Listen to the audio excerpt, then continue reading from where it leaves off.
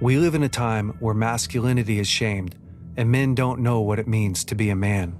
As a pastor and counselor, I've spent the better part of my life equipping and training others. My goal with this show is to translate my hard-earned experience into tools and tactics to help you become stronger as a man. This is the BraveCo podcast. I'm your host, Jason Vellet.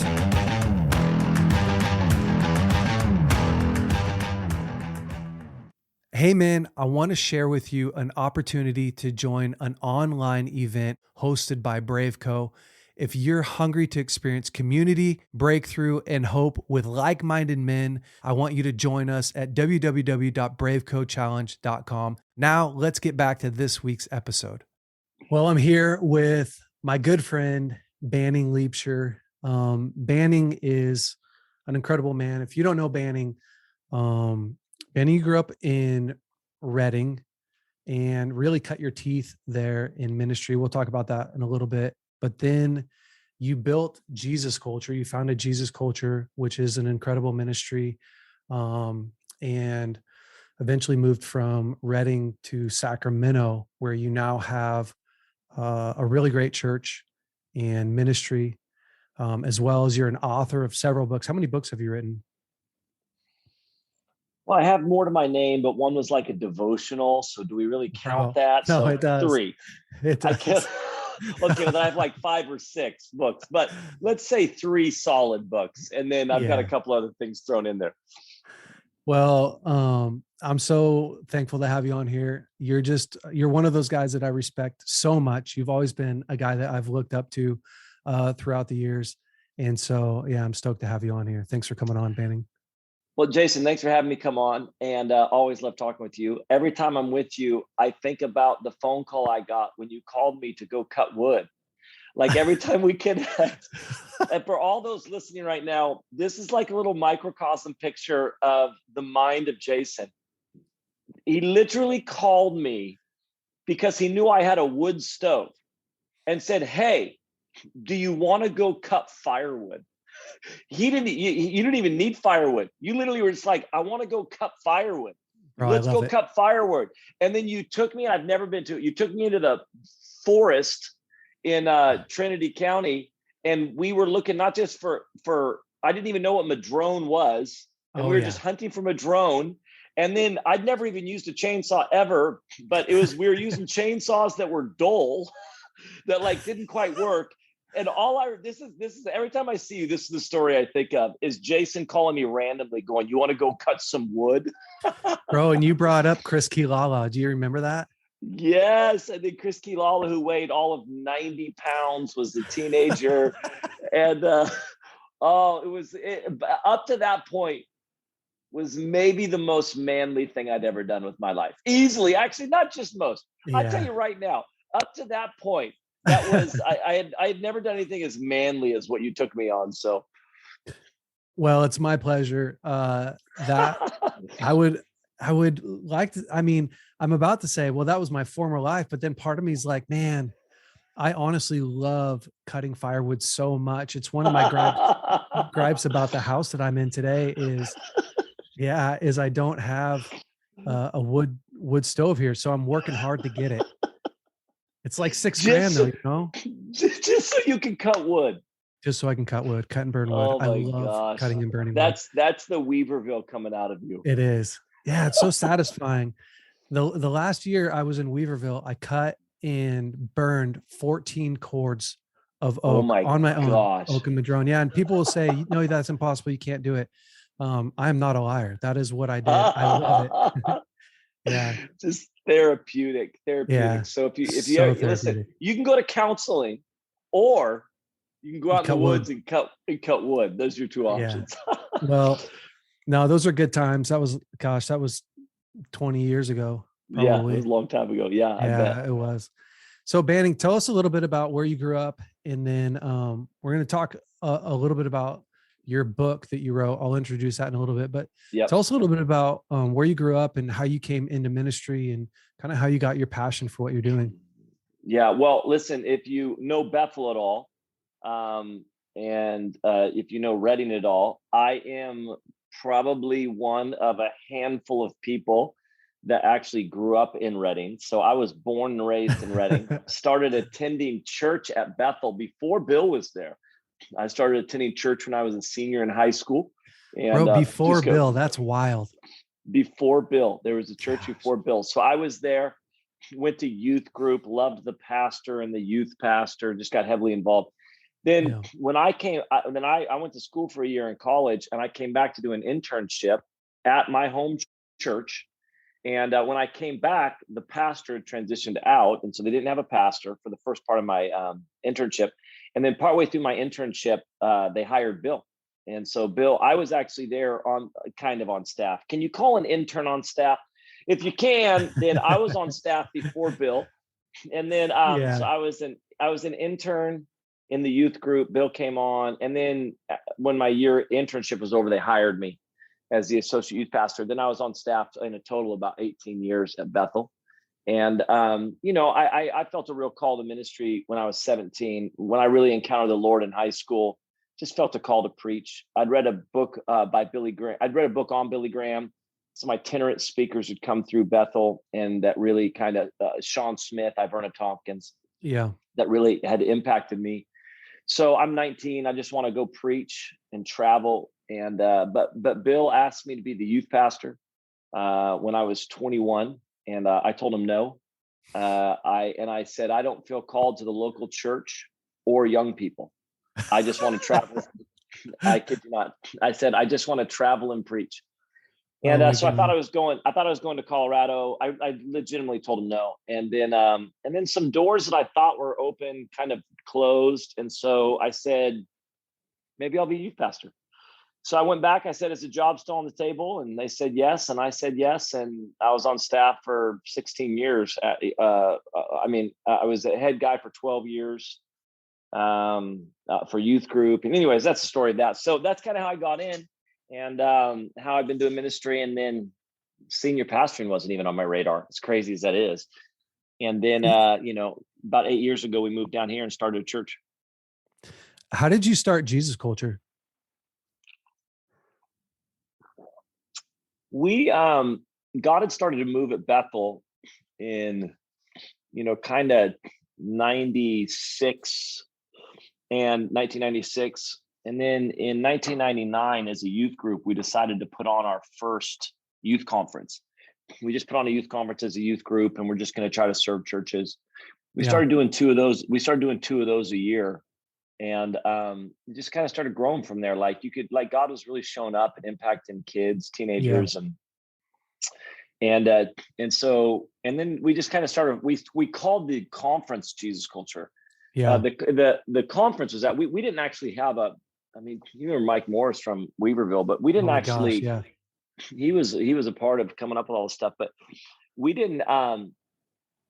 So we just started doing conferences, and then from there, we had a worship team, Kim and Chris, were with us in youth group. And then I thought we should take this out. And then we started doing campus ministry. Then we started doing conferences in other cities.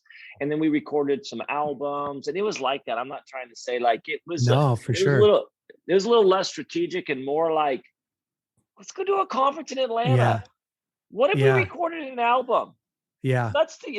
And then it just started growing from there. So that's kind of how we started it. So many times I remember, it's so funny, man. Guys want to put on seminars about how they got where they got and how to build what they built. Yeah. And I just want to go, come on, guys. Half the stuff we did, we fall in, we don't fall into it because the Lord's hand is on it. But it's just like, I don't know, I took this next step.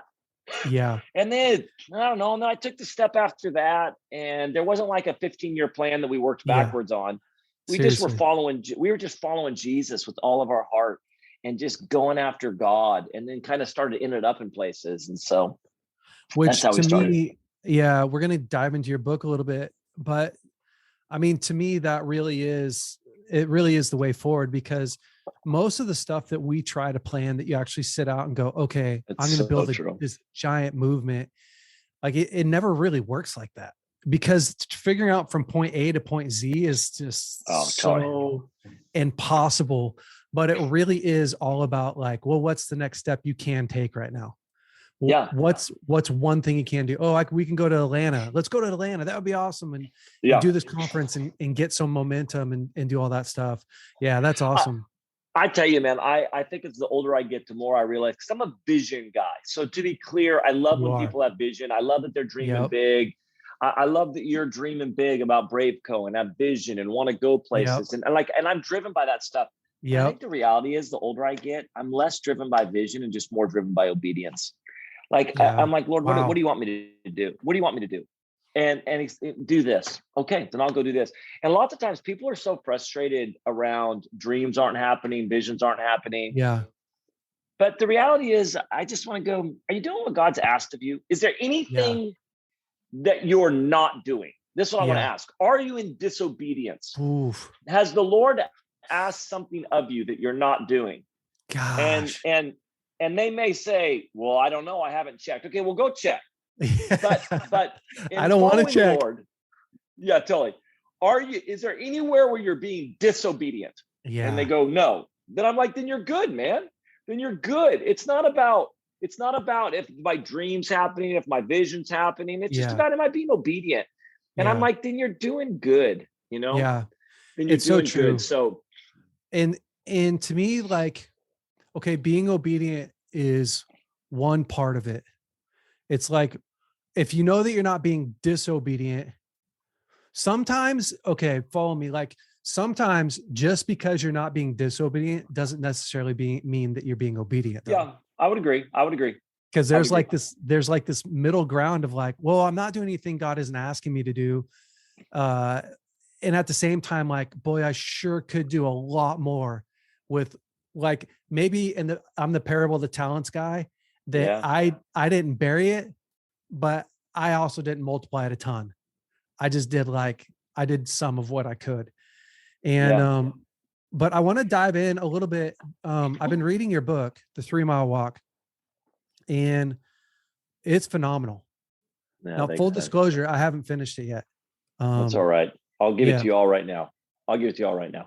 No, I have it. Yeah, I have it. no, I'm saying I'll just lay it all. You'll unpack it. Right now. No, I want to dive into it. And for those of you that are going to hear the podcast, I want to encourage you to read the full book. I'm going to go back and read through it as well myself. There's just so much in it and so much to unpack, but I really want to dive into it. It's Jonathan and his armor bearer is kind of the premise of a lot of the book. Yep. And it's really about finding your call in God and not just finding it, but really stepping up to the plate and answering that call. And can you, just for starters, can you kind of explain the story of Jonathan and his armor bearer? Because it's this fantastic, it's definitely one of those Bible stories that you go, do people like that even exist still today?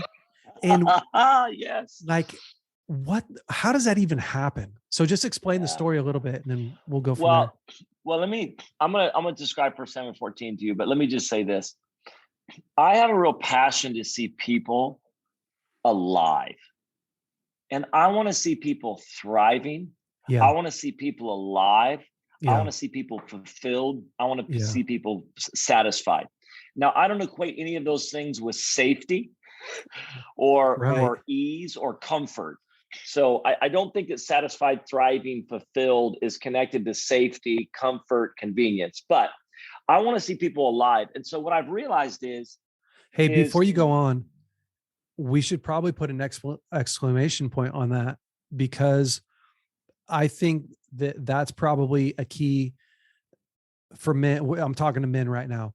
That's probably a key for men that most men look over or bypass, right? Because this safe, comfortable, risk-free life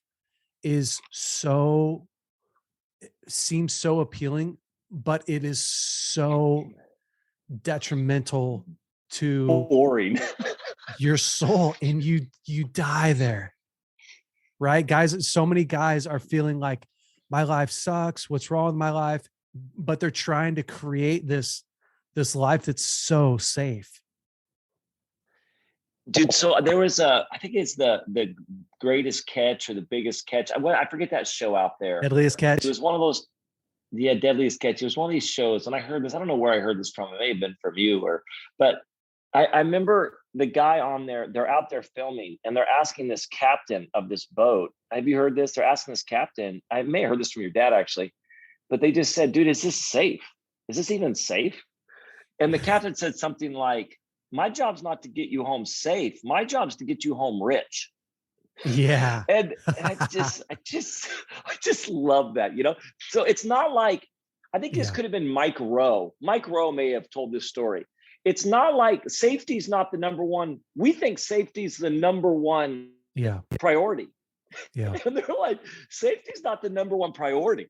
Getting It's you not. home rich is the number one priority. Is That is safety somewhere awesome. else on the list? And we just don't live like that. Yeah, you know, and listen, this isn't a knock on the boomers at all, but at all. But you come out of the World War II, you come out of that greatest generation type thing, and you Yeah. come home, and what begins to get solidified is this: make sure you have a retirement, make sure you Yeah. have health insurance, make sure you have a house that's paid off, make Yep. sure that you have and it was all built around safety. Safety. So we were Predictability. raised, everybody was raised around safety is the number one goal Yep. that you know, and you're right. It's just not, so anyways, Keep so going. I want to see people alive.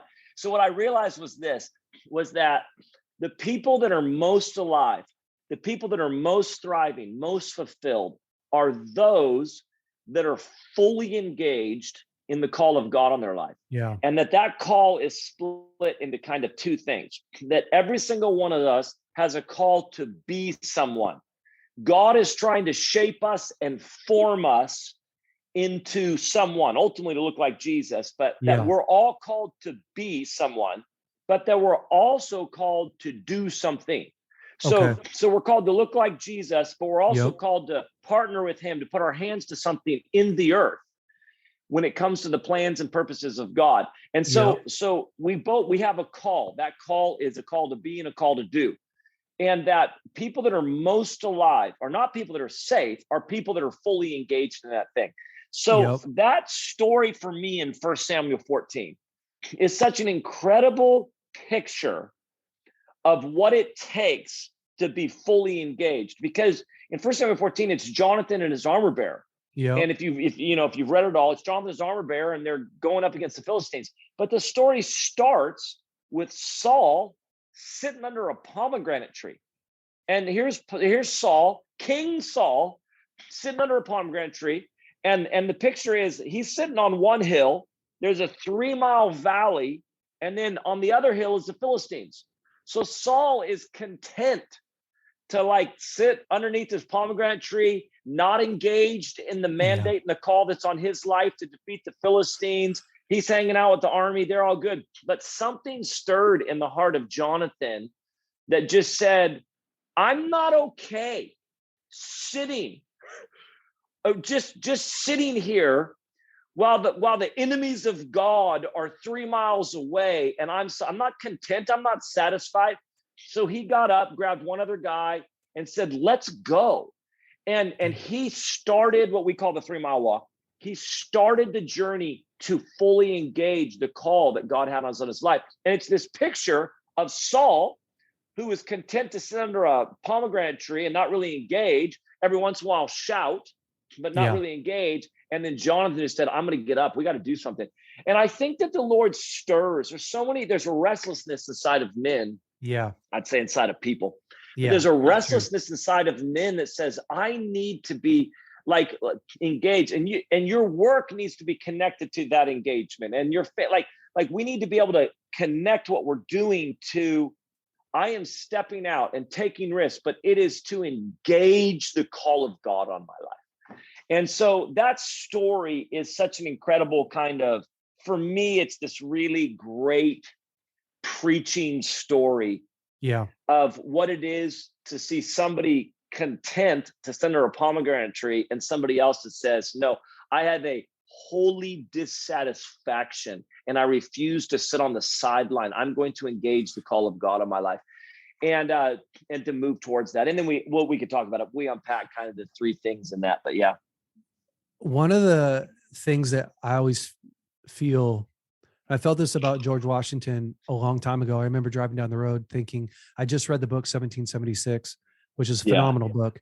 Yeah. And I used to think like, man, George Washington was so lucky because his battle was right there. Like he could see it. He had this Yep. battle that he could fight in.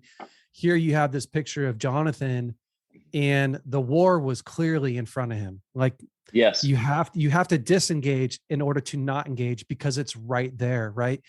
And guy, I always felt like, oh man, guys are so lucky who are born into this wartime, this such obvious Yeah. wartime, because they have this clear calling, not to realize what I later realized is that, oh, that thing that I wished that I would have been born into, I'm literally born into that.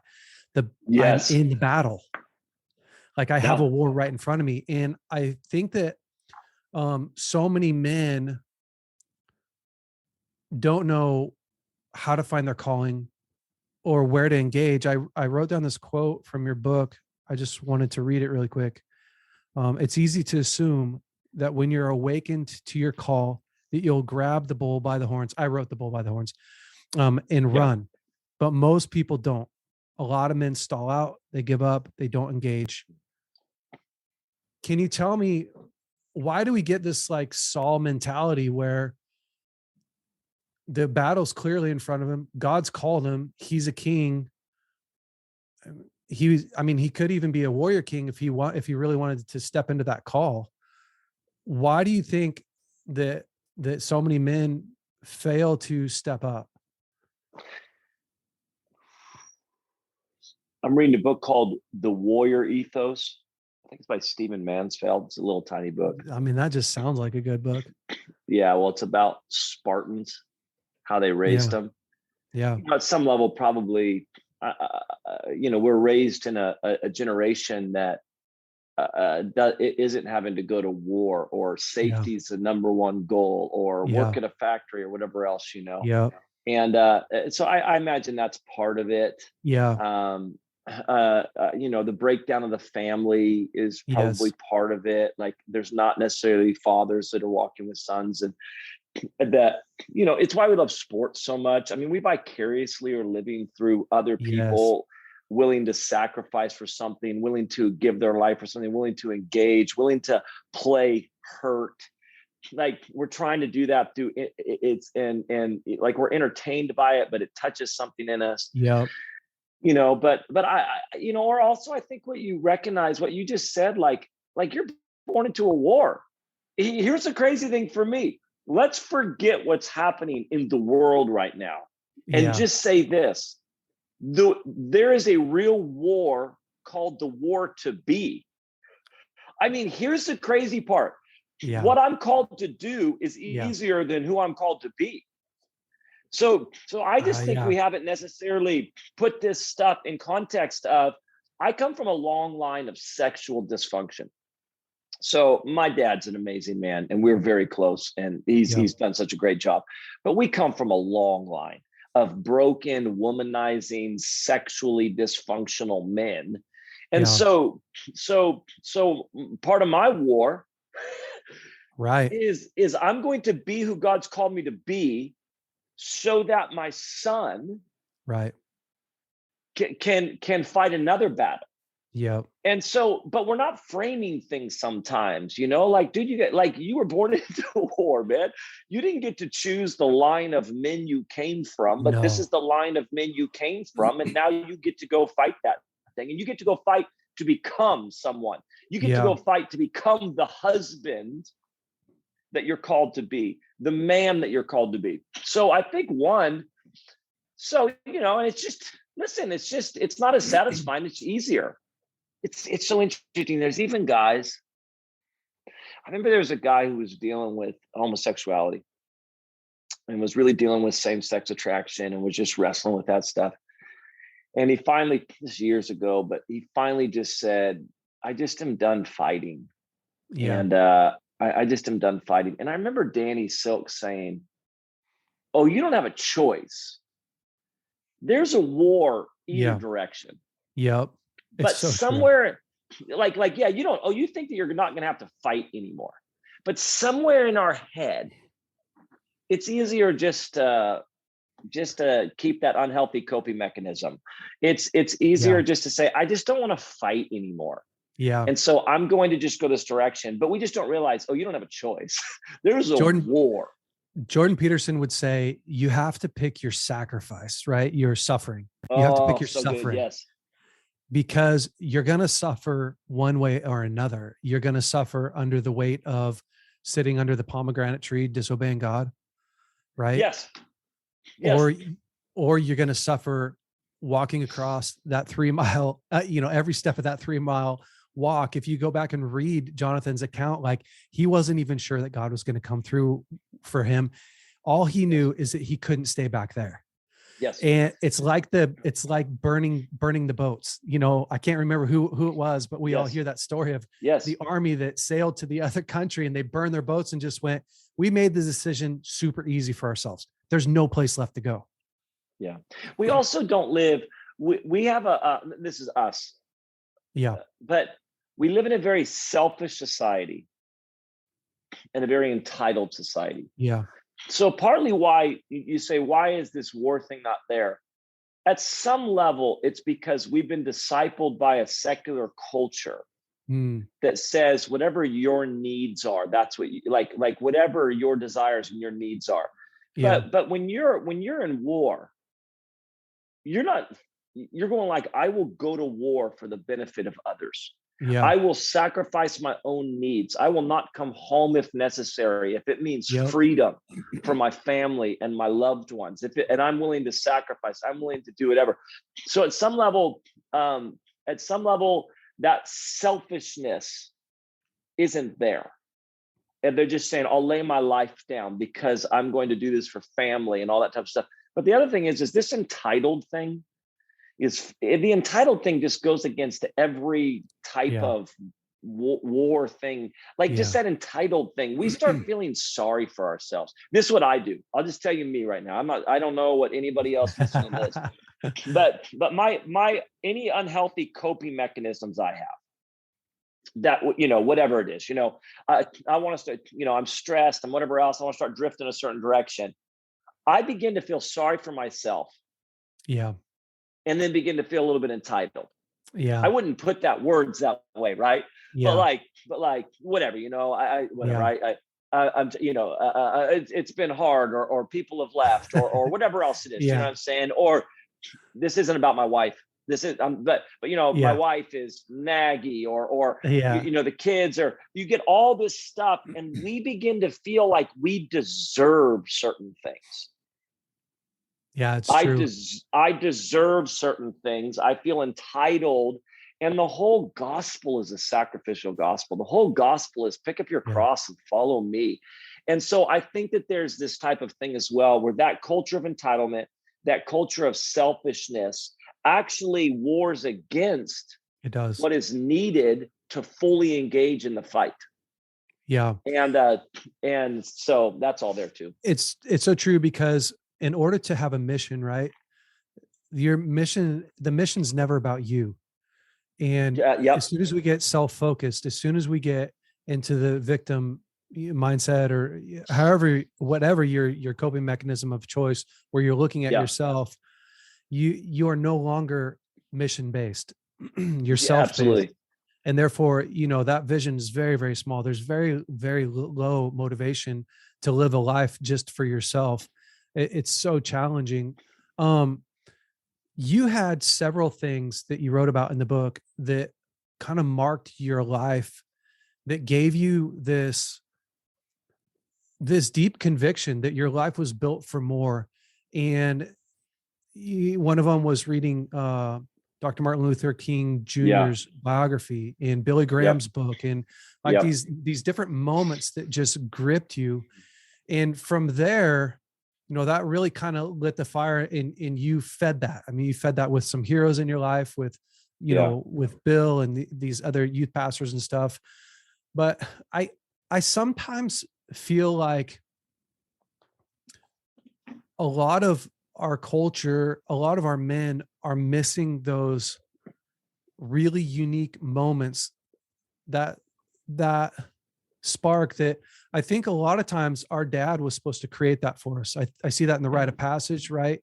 And Yeah. when a father was supposed to take a son and initiate him into manhood, where he actually, he, that moment's kind of created for him in a way where he's going, man, I, if I want to be like these other men, I know that I was Yes. called to take on responsibility, because responsibility leads to freedom, and it leads to honor, and it leads to respect. And only the greatest men get that type of honor, and only the greatest men get to marry, and only the greatest men get to go on hunts and protect the village and family. And Yeah. so I think a long time ago, that kind of, those moments, those aha moments, Yeah.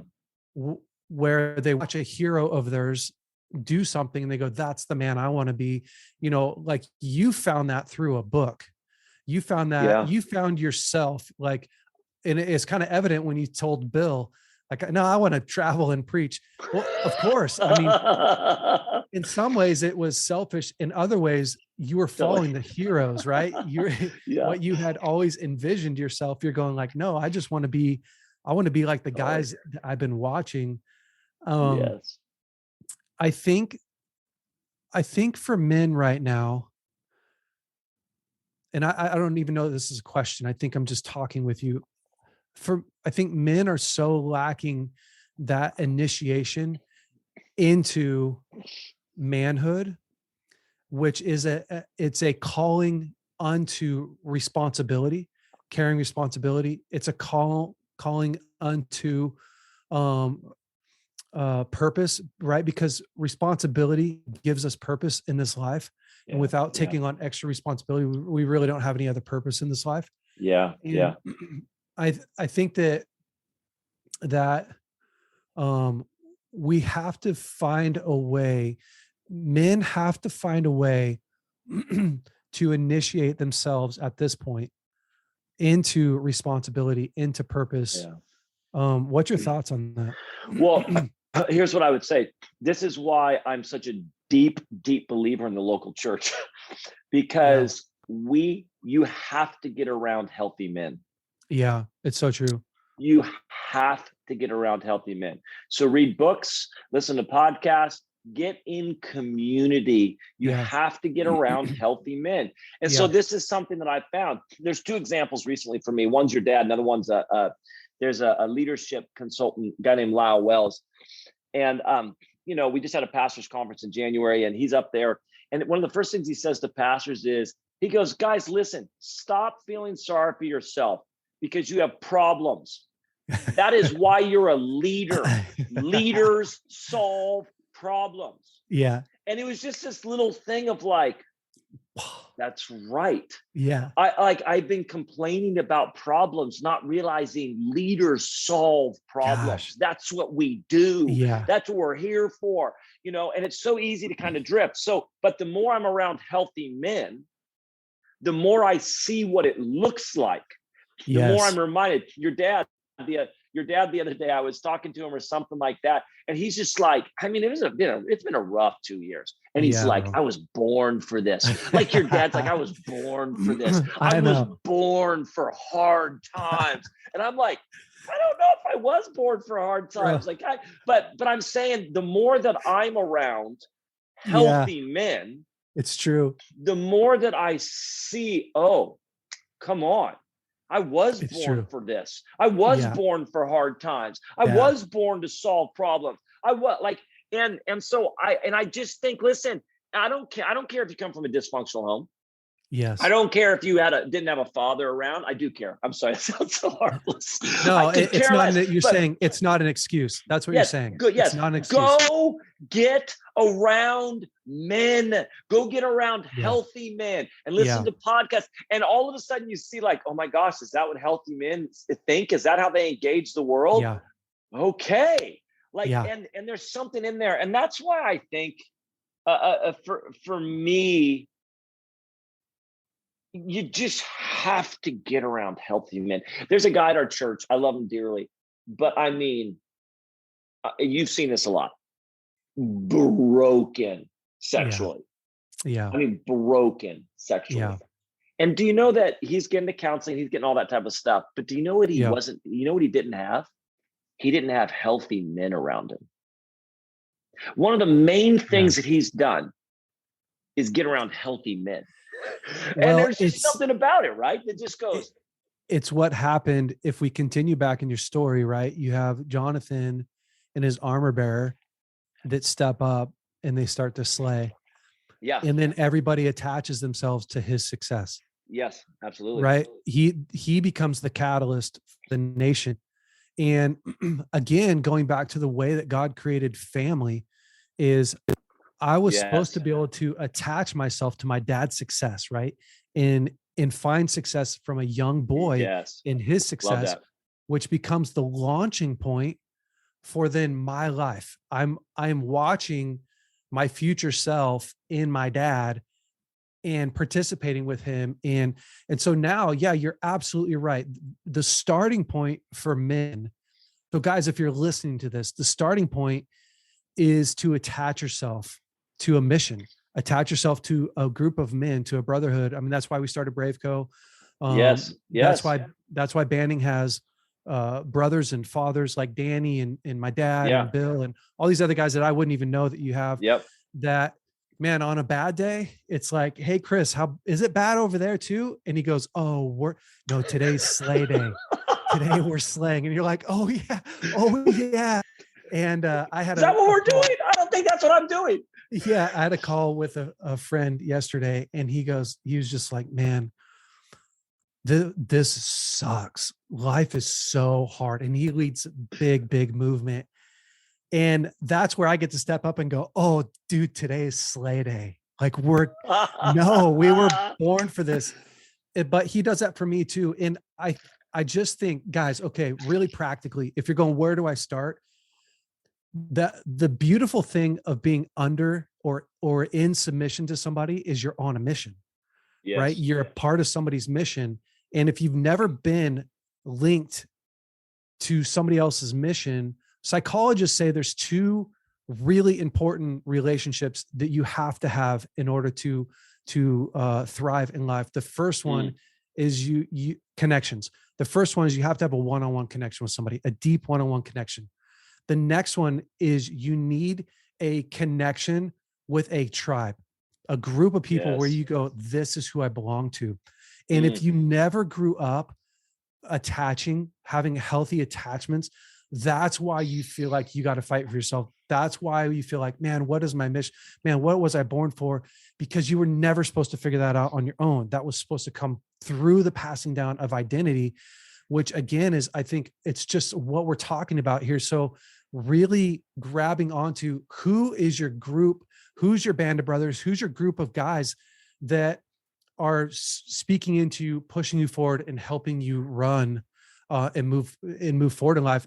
You know, today is a great day to sit down and write those out. Like, who are those guys? And if you don't have them, well, that's where you have to artificially put one step in front of the other and go, okay, I'm going to go find those guys, because we really we like to think that everything's going to happen naturally. It's just like somehow I'm going to find those guys. It doesn't really happen like that. You got to join a small group. You got to join something. And I think at some level, listen, in an ideal, perfect world, fathers go and find sons, but sons right now have to go find fathers, and it's just where we are. And I think what you're saying is right. It's this thing of like, this is why getting scriptural, biblical is, it's the concept of an apostolic father who's setting mission that we're going to buy into. And then here's the other reality. Not everybody's wired like me.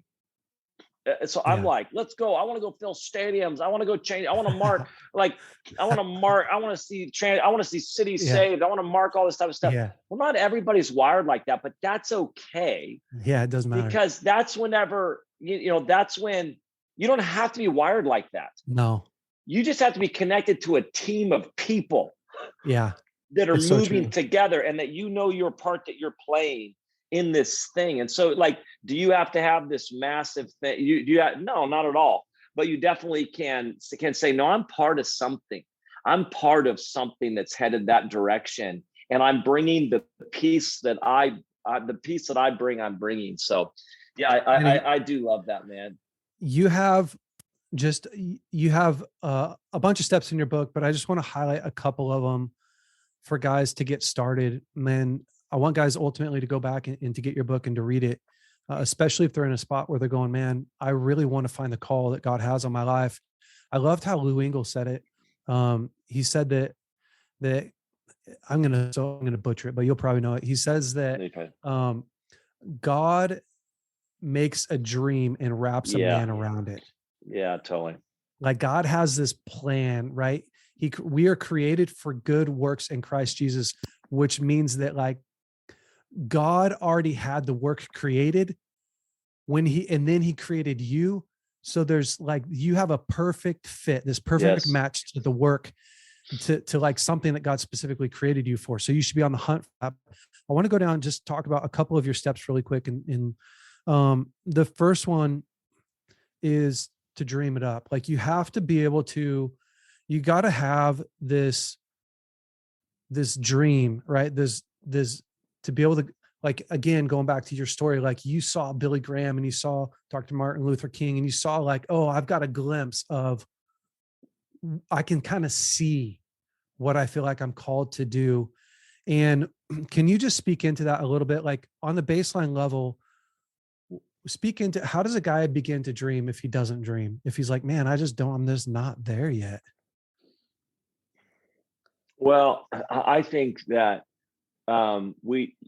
you need to go on a journey with the Lord and just Yeah. start asking him. Yeah. I think that there's a lot of different ways. Well, let me just back up real quick. Let me just say this real quick.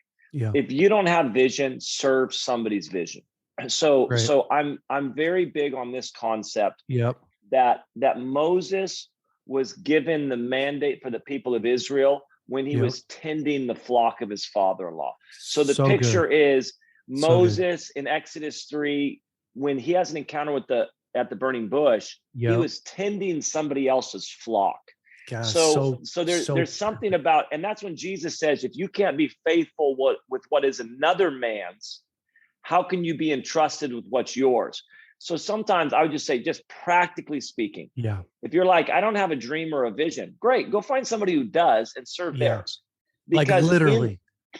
in the serving of their vision and dream, the Lord will meet with you and release your own. So that's one. So great. And I would say this as well. I think the Lord's like, how can I trust you with a dream if you won't even take care of somebody else's? This is So what he true. says. If you're not going to take care of his, why would I trust you with your own? Yep. It's true. So there's that process. But the second thing is just this: you got to go on a journey. This is the incredible part of following Jesus. Yeah. Is It's true. he is painting a picture in your life, and it is it is paintbrush stroke by paintbrush stroke that he is painting something. It requires you to pay attention. Yeah. So for me, and I talk about in the book, what are the things that move me? Yeah. What are the things that I cry over? What are the things Yeah. that make me angry? What are the Yeah. things that stir me? Those are probably indicators. Those are probably indicators of there's something connected to the call of God on my life. So going through that type of stuff, like what do I cry about? What do I get mad about? What are the things that stir my heart? What are the stories that I love to hear? How am I wired? Yeah. Like, I'm probably not going to be a worship leader if I can't sing. Just practically Totally. speaking, Yeah. the Lord's, I have the ability to tell a story. Well, I mean, that's part of what I do. Yeah. So there's certain ways that I've been gifted. There's certain things like that. And we just have to pay attention to that. So for me, I love it. God is speaking. You have to pay attention more. And you Yeah. just have to lean in and just go, Lord, what is it that you're doing? And I also think it's why community is so important as well. I think sometimes community can see better than you can. They're like, Yeah. you know what you're called to? It's obvious what you're called to. Every time you hear a story about foster care, you can't stop talking about it and you're crying. Maybe there's something about foster care in there. It's things like that. It's how I got started in counseling people. My dad looked at me when I was 12 or 13. He said, "Oh, son, you have a natural gift. People need what you have. You have real wisdom for people." He told me that.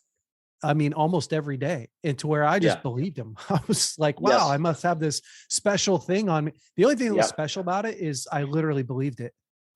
So then Well, I but loved it. because he did see something in He you did. that you just have a hard time seeing in yourself, or that you'll downplay, you'll Yeah, it's true. diminish. You'll diminish. You're like, that's actually more unique than you think, Jason. Like the ability to have wisdom for people and Yeah. insight is more unique. You just kind of diminish it and don't think it's that big a deal. And he's going, no, it's a bigger deal than you think. So Yeah. I agree. It's kind of, there's all these things that come in, but I would just say this is the journey. This is the really fun part. I remember the Lord one time, we were trying to raise money for a building. We're going to buy this building. And I'm on a plane, and the Lord says, I'm going to provide the money.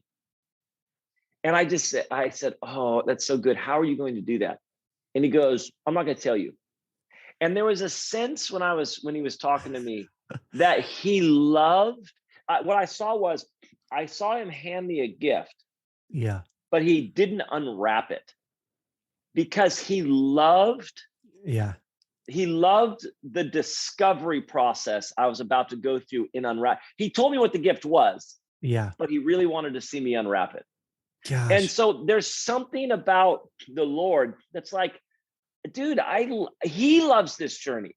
He loves seeing you discover what you're called to. He loves you. He doesn't just give you a gift that's not wrapped. He gives you a wrapped gift. He's like, my favorite part is watching you unwrap this gift. And so I just think we just go, let's go on that journey. Let's go unwrap this thing called the call of God in our life. And it's going to take some time. We're going to have to figure it out. We're going to do all that type of stuff. But the whole time, God is just like, oh, I love this. He's like, you got a call on your life. I want to know all about it. He goes, you're going to unwrap it. And that's going to be my favorite part. I think so many people, they look at you or they look at my dad, guys like Bill, and there's a lot of envy there, not even bad envy, good envy, because it in their mind, they think that you have arrived in your journey and you're somewhere out like at this resting point. And but that's true, right? That's real. Like they think that somehow you arrived at this point in this resting point, and now you kind of just do whatever, right? Like my dad kind of like his whole life is just set and made, and he just lives in the God's presence all the time and floats through his shop. And the most incredibly complicated thing about God is how much he likes the journey. It's really crazy. And I think there's a point in my life where I realized there is no real destination. Like not while we're alive. I'm going to be on this journey until literally until I die. It just doesn't stop, because verses like James 1, consider it pure joy when you encounter various trials, for the testing of your faith, right, produces perseverance. When perseverance runs its course, it will lack nothing. Like that verse is always revolving in our lives. And I know it is in yours too. I mean, that in my life, that verse, that consider it pure joy when you encounter various trials, the trials have never stopped in my life. They just haven't in one way or another. And we really are going from this glory to glory. And so part of it to me is, for men, is, well, I can illustrate it like this. When I fought fire for a couple of years, I was leading a fire crew, and I was in really good shape at that point. And I remember hiring this new guy who liked to party on the weekends. And he would come to work like Monday and hike really hard, and he would throw up, especially on the hard days. And I remember he was in the back of the line. So I went back and I was hiking with him. He was way far behind. And he looked at me and he said, man, when does it not hurt? And I said, what do you mean? He said, when does this stop hurting? And I said, oh, it doesn't ever stop hurting. And he said, this never stops hurting. And I said, no, the interesting thing is and that was true for me. I got faster and I recovered quicker and I got stronger, but that just meant that I carried more and I went further and I went longer. and I went faster, and I just reassured him, like, you'll learn to love the hurting. You you'll learn to embrace it because you know what it's doing inside of you, right? It's creating this Yes. perseverance. And Uh, to me, there's so much hidden inside of the mystery of the process that yes. you just Yes. can't get to your calling. And I think that's why I bring this up is you Yes. cannot, you can't get to your calling. You can't even touch your calling unless you are willing to work through the pain, in which is your second point, and to count the cost. You just Yeah. can't. Let me say this real quick too, because I love what you're talking about, the journey and the process. I find a lot of people get discouraged because it feels like they're going around the same mountain. So they felt like I already dealt with this. And now 3 years later, I'm dealing with it again. Yeah. And I'm like, oh, that's not the same mountain. It's almost Mhm. like an onion. No, that's a Yeah, deeper level. And it so is. even in this journey, it's interesting. God does something here, but then, Yeah. and that was enough for that moment. But Yeah. 3, 4 years later, all of a sudden you're like, why am I going through the same thing again? I'm like, you're not going through the same thing again. This is an even deeper layer Yeah. that God is doing. And I don't know if that ever ends. It's just It like, doesn't. and he just continues to go that journey of like, oh, like that layer 4 years ago, that was what was required then. I want to go deeper now. And then I want to go and it's I just love what you're talking about. And this is why, guys, for everybody listening to this thing, it takes, and I talk about this in the book, it takes so much courage It does. to follow the Yeah. Lord and grow. It takes so much courage. You're And just this is back to, what you can't do it on your own. no, and you are going to be in over your head the rest of your life. Yeah. Following Jesus means he's constantly taking you off the map into uncharted territory, in over your head. It's just what it is. I think you just have to finally come and accept that fact that I will never be on cruise control, ever. Never in my life will I set it and forget it. Like it's just not how this thing works. and Yeah. and you do learn. I think you have better clarity around Yeah. it. So like for you, it's not just that like, well, it's hard. I have clarity around the hard. Yeah. Yeah. And I know how to kind of position my life a little bit better around the heart. And I'm not drinking on the weekends. So I'm Right. not bringing Yeah. I'm not bringing unneeded baggage. You know what No. I'm saying? Like, oh, part of why it's hard is because you're drinking on the weekends. But Yeah. I'm able to kind of, but it's always going to be hard. It's always going to There's take courage.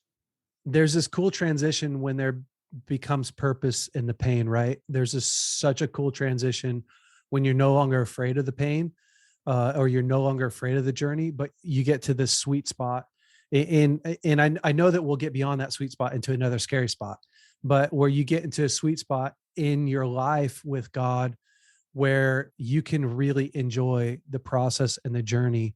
I want to close in a second, but the evidence to me that life doesn't, that our calling in God doesn't reach this, like, this destination, is, to me, is like Psalms 23, this perfect destination.